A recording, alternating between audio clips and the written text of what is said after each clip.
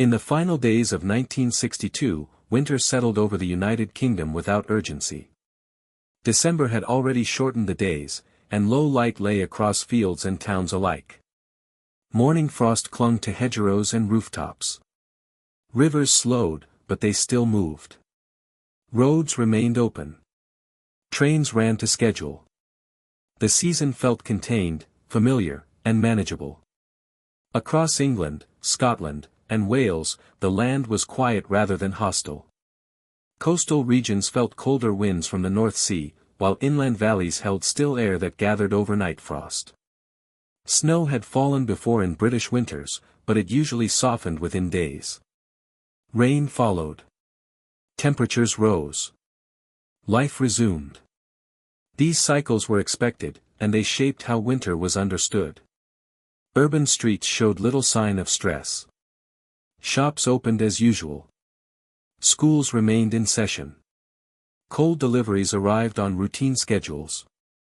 Homes were heated with open fires or small stoves, as they had been for decades. Few buildings were designed to retain heat for long periods, but this had never posed a serious problem. Winter was something to endure briefly, not plan around. In the countryside, the season passed in familiar patterns. Fields lay fallow. Livestock were kept indoors at night. Farm work slowed but did not stop. Rural isolation was accepted as part of winter life, not as a threat. Snowdrifts occasionally blocked lanes, but they were cleared by hand or waited out. Weather forecasts offered no warnings that stood apart from the ordinary. Cold was expected, but not persistence. No single storm announced itself as different. There was no moment of public alarm. The cold arrived gradually, and because it arrived this way, it was underestimated. What distinguished the winter ahead was not intensity at first, but duration. Temperatures fell and did not rise. Frost that normally vanished by midday remained. Snow that would usually melt stayed in place. These early signs were subtle, easily ignored, and widely misunderstood. Britain entered the winter of 1962–63 without urgency, believing it was prepared for what lay ahead, because it believed it already knew what winter was. The British Isles occupy a narrow band between the Atlantic Ocean and continental Europe. This position usually moderates extremes. Prevailing westerly winds carry moist, relatively mild air from the ocean. Winters are typically unsettled rather than severe, marked more by rain than by snow, and by fluctuation rather than persistence. Cold spells arrive, but they are usually brief. Geography reinforces this pattern. Mountain ranges in Scotland, Wales, and northern England influence local weather, but they do not normally trap cold air for long. Lowland areas, where most of the population lives, are open to shifting air masses. When temperatures fall, they are expected to rise again within days. This expectation shaped how weather was understood and planned for. Rivers and canals were built with this climate in mind. They froze occasionally, but not deeply. Roads were rarely designed for heavy snow. Railways relied on exposed tracks and mechanical switching systems vulnerable to ice, yet prolonged freezing had not been a serious operational concern in recent decades. Ports remained open through most winters. Fuel distribution depended on these assumptions. Housing reflected the same outlook. Insulation standards were minimal by modern measures. Many homes relied on single-room heating, with coal fires that warmed only immediate spaces. Pipes were often unprotected. Outdoor toilets were still common in some areas. These conditions were manageable during short cold spells, but they offered little margin for endurance. Britain's weather records showed cold winters in the past, but living memory mattered more than statistics. The late 1950s and early 1960s had been relatively mild. Severe cold was seen as historical, not imminent. Preparedness followed recent experience rather than long-term possibility. Meteorological systems began to shift quietly in mid-December 1962. High-pressure systems formed to the north and east, blocking Atlantic air. Cold continental air moved westward and stayed. This pattern was unusual but not immediately alarming. Forecasting tools of the time could describe conditions, but they could not reliably predict duration weeks ahead. Exposure increased not through a single failure, but through accumulation. Each day of cold made the next more difficult. Ice thickened gradually. Snow compacted. Infrastructure stiffened. The land itself became less forgiving, not suddenly, but steadily. At this stage, none of these developments carried urgency. They existed within the margins of what Britain believed it understood about its environment. The country remained open, connected, and functional. But the balance between climate and preparation was already shifting, quietly and without notice. By the winter of 1962, the United Kingdom was still adjusting to life after the Second World War. Nearly 2 decades had passed since the conflict ended, but its imprint remained visible in housing, industry, and public services. Much of the country's infrastructure dated from the late 19th and early 20th centuries. Repairs and modernization had been uneven, shaped by post-war austerity and gradual economic recovery. Coal remained central to daily life. It heated homes, powered electricity stations, and drove much of industry. Deliveries followed regular schedules, and reserves were kept low to reduce cost and storage demands. This system functioned well in normal conditions, but it relied on uninterrupted transport by rail and road. Any sustained disruption carried consequences beyond inconvenience. Housing conditions varied widely. New council estates had been built to replace bomb-damaged neighborhoods, but millions still lived in older homes with limited insulation. Central heating was uncommon. Many households depended on fireplaces that warmed one room at a time. Nighttime temperatures indoors often dropped sharply once fires went out. These conditions were accepted as ordinary winter discomforts rather than hazards. Healthcare was organized around predictable seasonal pressures. The National Health Service, established in 1948, had expanded access to care, but hospitals operated with limited spare capacity. Winter typically brought increases in respiratory illness, particularly among the elderly, but planning assumed these surges would be temporary. Prolonged strain was not part of routine expectation. Demographically, Britain was aging. Improvements in healthcare and living standards had extended life expectancy, increasing the number of older adults living alone. Community support systems existed, but they were informal and uneven. Severe weather increased reliance on neighbors, family, and local authorities, but these networks were not designed for extended isolation. Daily life in late 1962 reflected confidence in stability. Trains carried commuters into cities. Schools followed standard terms. Food supply chains operated on predictable cycles. There was little sense of fragility. Weather disruptions were seen as short-lived interruptions rather than systemic threats. This confidence shaped decision-making at every level. Fuel reserves were not expanded. Emergency planning focused on brief events. The assumption that winter would pass quickly underpinned both policy and habit. As December progressed, temperatures fell and remained low. These conditions tested assumptions that had gone largely unquestioned. What had once been considered tolerable inconvenience began, gradually, to expose the limits of systems built for a milder, less persistent winter. Planning in the early 1960s rested on continuity. Government departments, local councils, and public utilities worked from recent experience rather than distant precedent. Severe winters belonged to the past, recorded in archives but rarely used as models for preparation. Policy assumed that disruption would be brief and localized, not prolonged and nationwide. Transport systems reflected this outlook. Railways were the backbone of fuel and food distribution, yet much of the network relied on exposed points, signaling equipment, and manual switching that functioned poorly in ice. Snow clearance equipment existed, but it was limited and designed for short deployments. Roads were treated with grit selectively. Widespread, sustained clearance was not planned for. Energy systems were similarly optimized for efficiency rather than resilience. Electricity generation depended heavily on coal-fired power stations supplied by just-in-time delivery. Stockpiles were modest. When trains slowed or stopped, the margin for delay was narrow. Gas supplies, still largely coal-based, faced similar constraints. Local authorities carried responsibility for welfare support during cold weather, but their resources were limited. Assistance to the elderly and vulnerable relied on home visits and community awareness.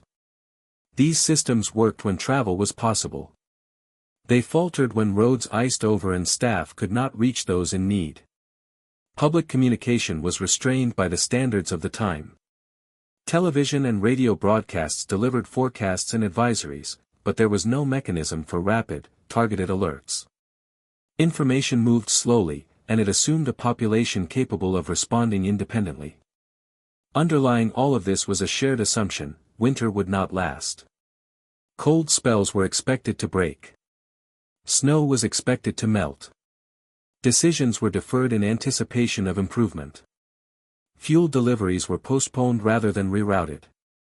Repairs were delayed rather than accelerated. Households followed the same logic. Fires were lit higher during cold days, then allowed to die down at night. Extra blankets were used. Shortages were tolerated. Few people altered routines significantly. There was no widespread sense that habits needed to change. These assumptions did not fail all at once. They weakened gradually as days passed and conditions did not improve. Each system continued to operate just enough to avoid immediate crisis, even as strain accumulated beneath the surface. By late December, Britain remained functional, but its margin for error had narrowed. The structures that supported daily life were intact, yet increasingly rigid. What lay ahead would test whether adaptation could keep pace with conditions that no longer followed expectation. The final week of December 1962 marked a shift that could no longer be dismissed as temporary. On December 26, a heavy snowstorm moved across much of the United Kingdom, driven by cold air from the east and north. Snow fell steadily and settled quickly.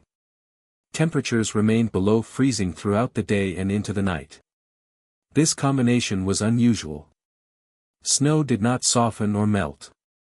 Instead, it compacted and hardened. Roads that had remained passable became narrow and slick. Rural lanes disappeared under drifts. In some areas of southern England and the Midlands, snow exceeded half a meter in depth. Strong winds reshaped it into barriers that mechanical plows struggled to cut through. Railways were among the first systems to falter. Ice clogged points and froze signal mechanisms. Trains slowed, then stopped. Freight deliveries, including coal, failed to arrive. Passenger services were cancelled across large sections of the network. Stations filled briefly, then emptied as travel became impractical. Rivers and canals began to freeze more deeply than expected. Barges carrying fuel and supplies were immobilized. Ports faced delays as ice formed along docks and in estuaries. The movement of goods slowed across the country at the same time demand for fuel increased. What made this moment decisive was not the snowfall itself, but what followed. The storm passed, but temperatures did not rise. Days remained cold. Nights grew colder still. Fresh snow fell on top of ice that had already formed. Clearing efforts were undone within hours. By the end of December, Britain was no longer waiting for winter to pass. The conditions had become stable in their severity. Transport links were broken simultaneously across regions. Fuel shortages began to appear. Access to services narrowed. This was the point at which isolation became unavoidable. The systems designed to bridge short disruptions could not reset. The country entered January 1963 with its routines already compromised, and with no clear indication that relief was near. January 1963 brought temperatures that rarely rose above freezing. Frost covered fields, streets, and rooftops. Snow remained unmelted, forming hard crusts and drifts. Urban areas were layered in ice, while rural communities were separated by impassable lanes. The freeze was nationwide, persistent, and unrelenting. Households adapted cautiously. Coal and wood were rationed. Fires burned for longer periods, but supplies were limited. Many homes relied on one or two rooms for heat, forcing occupants to cluster together for warmth. Water pipes froze routinely, cutting off running water for days. Residents melted snow or fetched water from wells. Sanitation became a daily challenge. Food distribution was disrupted. Stores faced shortages as deliveries slowed or failed entirely. Perishable items were difficult to stock, but staples such as flour, potatoes, and tinned goods were preserved in cold cellars or cupboards. Urban families adapted by cooking carefully and conserving resources. Rural households relied on stored winter feed for animals and on root vegetables from cellars. Transport remained constrained. Rail lines operated sporadically, and ice blocked many minor roads. Horse-drawn sledges were occasionally used in remote areas. Postal deliveries slowed dramatically. Coal deliveries depended on partial access to frozen tracks. Cities implemented emergency prioritization, directing fuel to hospitals, factories, and essential services. Medical services were under pressure. Hospitals operated with limited access, as staff struggled to reach facilities. Cases of hypothermia, pneumonia, and influenza increased. Local doctors performed home visits when travel permitted, while community volunteers assisted the elderly and those living alone. These efforts were uneven, particularly in isolated regions. Daily life demanded strict discipline. People rose early to stoke fires, conserve daylight, and attend to chores before temperatures fell further. Meals were planned to maximize warmth and calories. Clothing was layered. Children attended school when possible, though some districts closed intermittently. Work continued in factories that could remain open, while many office staff faced interruptions due to transport failures. Communities developed practical routines. Neighbors shared supplies and coordinated coal deliveries. Farmers and local councils cleared key lanes. Communication relied on local networks. People became accustomed to silence and slowed movement. The freeze dictated the pace of life, and adaptation required attention to detail and consistency. Weeks passed. The persistence of snow and ice tested endurance, but gradual adaptation allowed survival. Britain endured the cold not through heroic measures, but through systematic attention to daily needs, resource management, and careful observation of the environment. Each action, no matter how minor, contributed to sustaining life in conditions that remained harsh and unrelenting. As January progressed into February 1963, the freeze showed no sign of relenting. Temperatures remained well below freezing for days on end, with nighttime lows reaching -20 degrees Celsius in northern regions. Snow that had fallen weeks earlier hardened into dense ice layers, forming drifts and compacted surfaces that hindered movement. Urban streets were coated in a slick crust, while rural areas saw entire lanes disappear under accumulated snow. Communities adjusted routines to survive this extended period. Fires were maintained carefully, with coal and wood rationed according to household size and available supply. Many families burned only what was essential for cooking and heating living spaces. Water pipes were thawed over small stoves or kettles, and residents fetched snow to supplement limited water supplies. Clothing was layered, and outdoor work was limited to what could be safely performed.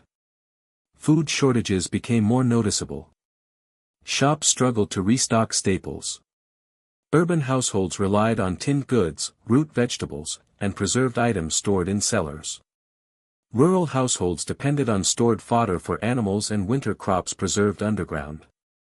Cooking and rationing became central to daily planning. Meals were designed for maximum caloric intake and warmth, rather than variety. Medical challenges intensified. Hypothermia, respiratory infections, and influenza cases rose steadily. Hospitals were accessible only where transport permitted, while doctors attempted home visits when possible. Elderly and isolated individuals became particularly vulnerable. Local councils and volunteer networks coordinated relief, distributing coal and essential supplies, though coverage remained uneven. Psychological strain was widespread but quiet. The monotony of frozen landscapes, compounded by the interruption of normal routines, weighed on communities. Days blurred into one another. People relied on schedules and small routines to maintain a sense of stability. Children were kept engaged indoors or near school when possible, and adults focused on practical tasks, fire maintenance, food preparation, and water collection. Rural and urban experiences differed in scale but shared the same challenges. Farmers worked to protect livestock and ensure food production, while urban residents faced the compounding difficulties of congested streets, ice-blocked supply chains, and heating shortages. Community interdependence became a survival tool. Neighbors shared resources and coordinated clearing efforts. Through careful planning, methodical routines, and communal cooperation, Britain endured the harshest weeks of winter.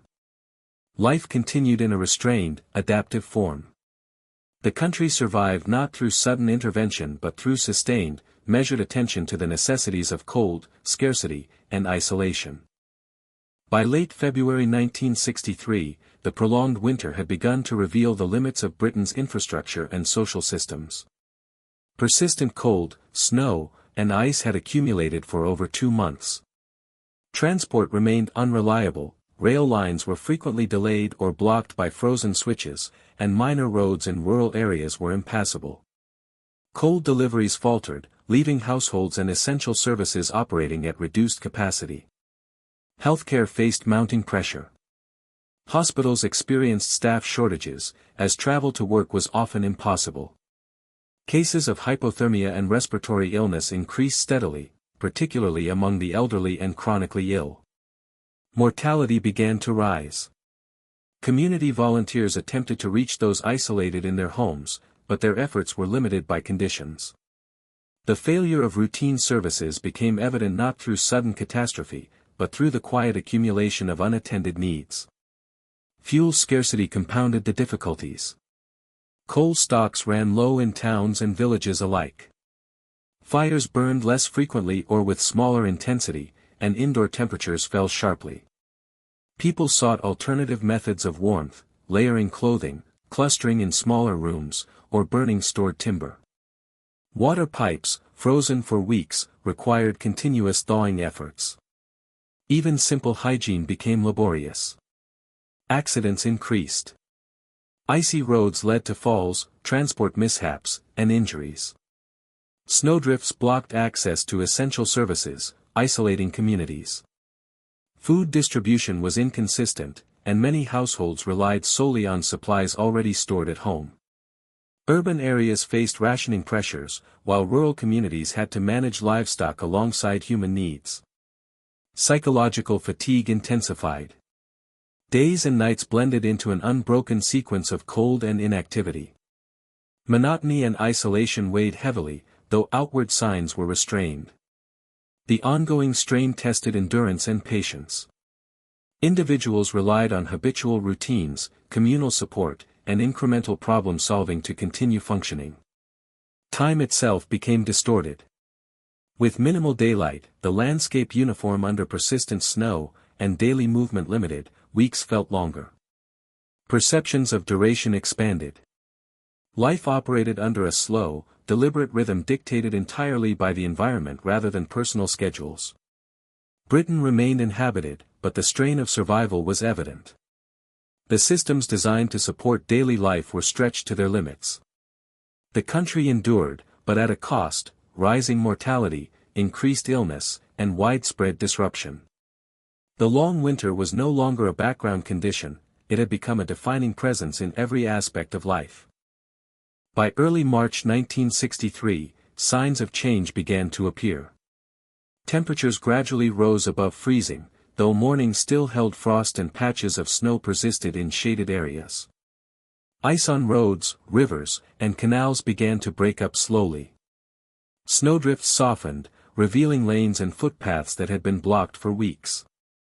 Movement became easier, though not yet reliable, and transport systems cautiously resumed operations. Rail lines reopened incrementally. Trains ran on limited schedules, and freight deliveries of coal, food, and other essential goods began to restore supply chains.